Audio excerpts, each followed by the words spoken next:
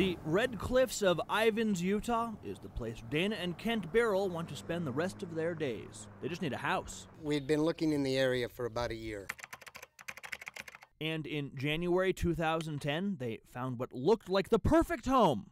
On the internet, Dana and Kent were living in Mexico at the time, so they say they called the selling agent, Randy Taylor. They say that Taylor told them there were no known problems with the home. We put an offer in, and they accepted it.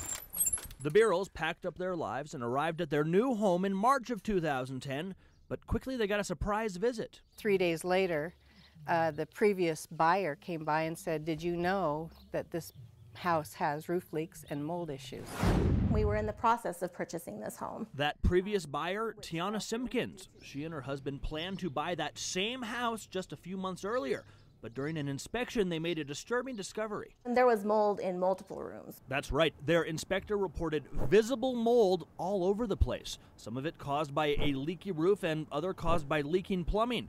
Tiana and her husband walked away from the home, and they say they gave this report to the selling agent, Randy Taylor. But months later, look at the seller's property condition disclosure that Taylor gave to Dana and Kent. Are you aware of any past or present leaks in the roof? No. And even the specific section asking about mold, nothing disclosed.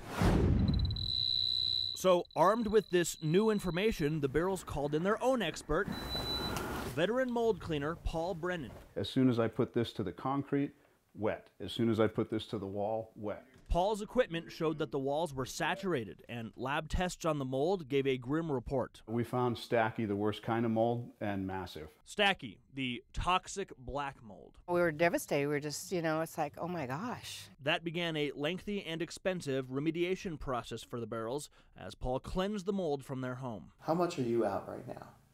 I'd say about $90,000. But why wasn't the mold disclosed to Kent and Dana before they bought the house? We felt betrayed. The Birrells say they went looking for answers and paid a visit to Randy Taylor's ERA office in St. George. The broker of this office is Thane Houston, one of the 5 commissioners for the Utah State Division of Real Estate. We explained what we had run into. We explained to them that we have proof that they had knowledge of the previous mold issues. Dana and Kent say they asked for the mold to be cleaned up from their home. That's all we asked of them. Fix the problem and we'll be happy. But that was more than a year ago, and the Birrells say the request was never met, and they have not talked to either Randy Taylor or Thane Houston since. The last word when we left his office was, "We will get back with you and make it right." That was a year ago. Over a year ago.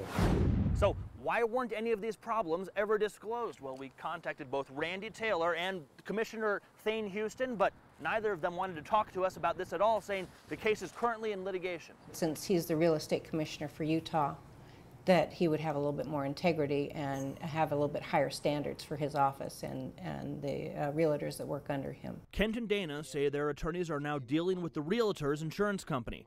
They're trying to recover the money spent to rid their home of mold and fix all of the damage.